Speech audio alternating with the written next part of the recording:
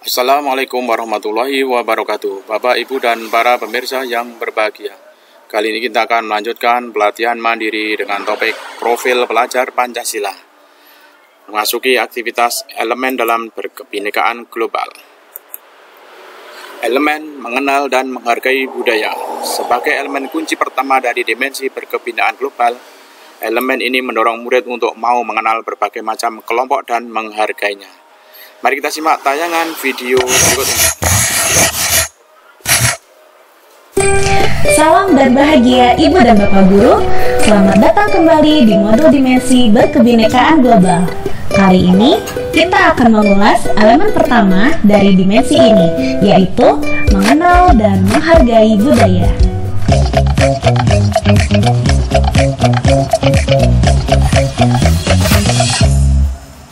Anak-anak, untuk pelajaran seni dan budaya hari ini, buatlah suatu karya yang menunjukkan budaya daerah kalian berasal. Bisa makanan tradisional, karya seni, atau yang lainnya. Buatlah bersama orang tua.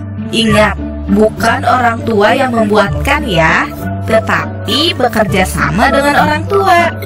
Diskusikan bersama orang tua. Apa nama karyanya, mengapa memilih karya itu, dan cerita apa yang terkandung dari karya itu.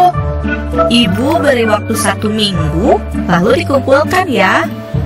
Kamu mau buat apa? Ma, ibuku suka buat jamu. Katanya dari dulu Mama Eyang suka buat jamu. Tapi aku nggak tahu itu termasuk budaya atau bukan. Aku juga mau tanya Mama. Ibu dan Bapak Guru, apa yang dilakukan Ibu Gema tadi ingin mendorong muridnya mengenal dan menghargai budaya asalnya melalui keluarga. Ini juga bisa kita terapkan dalam praktek mengajar kita, melibatkan orang tua dalam mengenal dan menghargai budaya. Mengenalkan murid pada budaya dan menghargainya tidak hanya sebatas menghasilkan karya atau produk budaya, tetapi juga mampu memahami makna atau cerita di balik produk budaya tersebut. Maka, murid perlu diberi penjelasan pentingnya mengenal dan menghargai budayanya agar ia mampu mendalami budaya dan identitas budaya, mengeksplorasi dan membandingkan pengetahuan budaya, kepercayaan, serta prakteknya, dan menumbuhkan rasa menghormati terhadap keanekaragaman budaya. 3 hal ini merupakan sub-elemen dari elemen mengenal dan menghargai budaya dalam dimensi berkebinekaan global. Ibu dan Bapak Guru, ketiga sub-elemen tersebut dapat kita masukkan ke dalam pembelajaran yang disesuaikan dengan tahap perkembangan murid.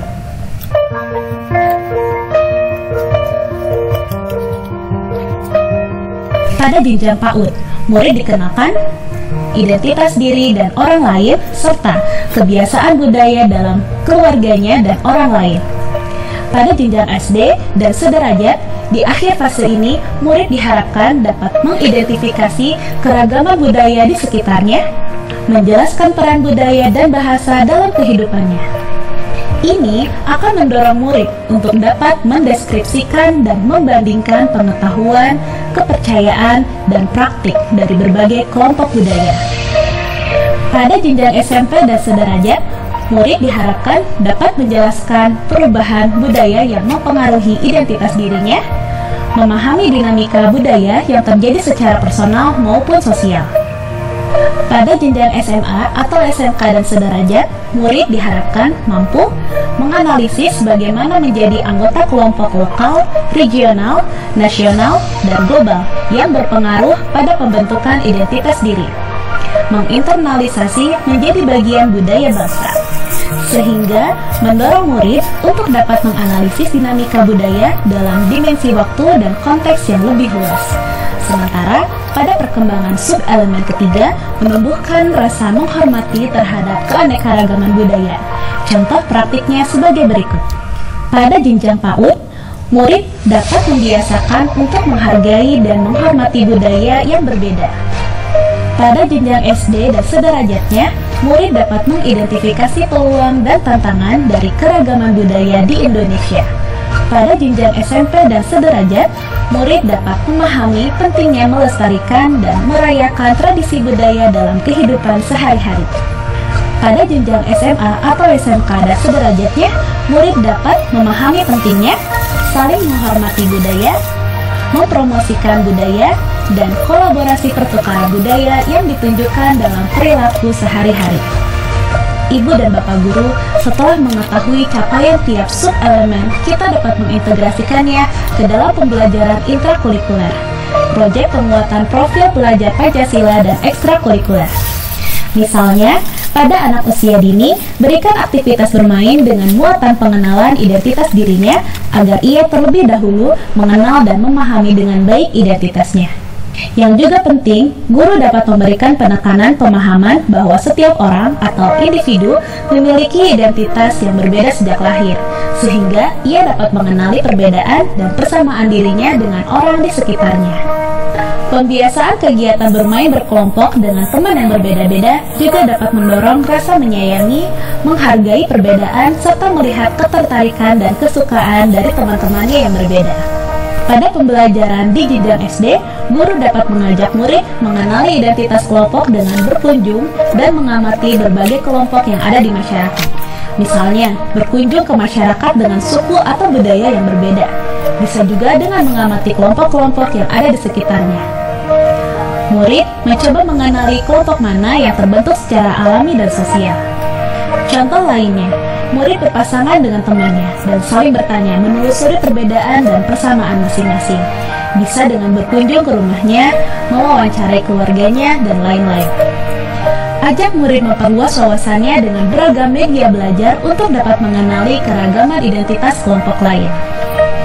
Pembelajaran jenjang SMP dan sederajat tentu lebih kompleks. Misalnya, guru dapat meminta murid membentuk kelompok yang terdiri dari 5 orang. Setiap kelompok dapat memilih nama pulau-pulau di Indonesia. Dari berbagai sumber, masing-masing kelompok mengumpulkan informasi dan berdiskusi tentang keragaman etnis, ras, suku, agama, budaya, dan kesenian yang ada di setiap pulau. Bandingkan data dan informasi tersebut dalam periode waktu tertentu. Misal, pada rentang waktu tahun 1980 sampai 2020, pergeseran budaya apa yang terjadi, atau bahkan budaya apa saja yang telah hilang dan lain sebagainya.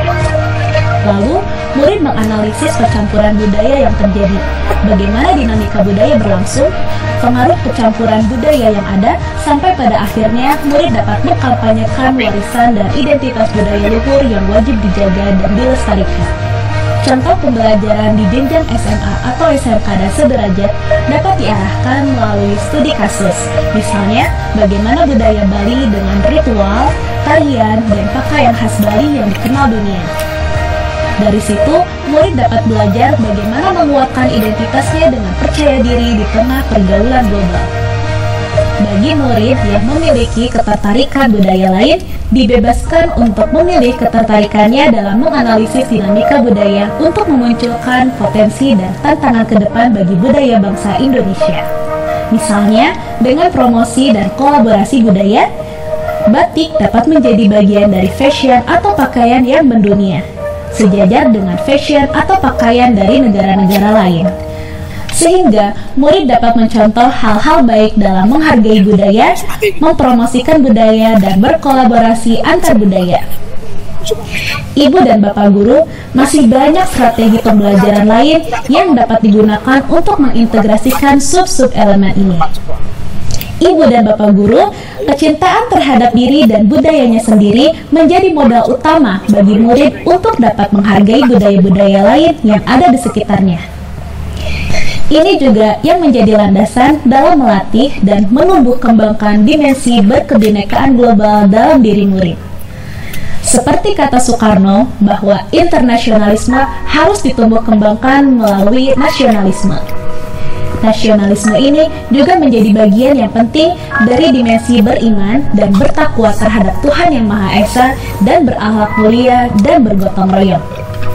Dengan begitu, pelajar Indonesia pun dapat berkembang menjadi bagian dari warga dunia yang memiliki jati diri kebangsaan dan menghargai nilai-nilai kemanusiaan universal. Selamat belajar, Ibu dan Bapak Guru hebat. Salam dan bahagia.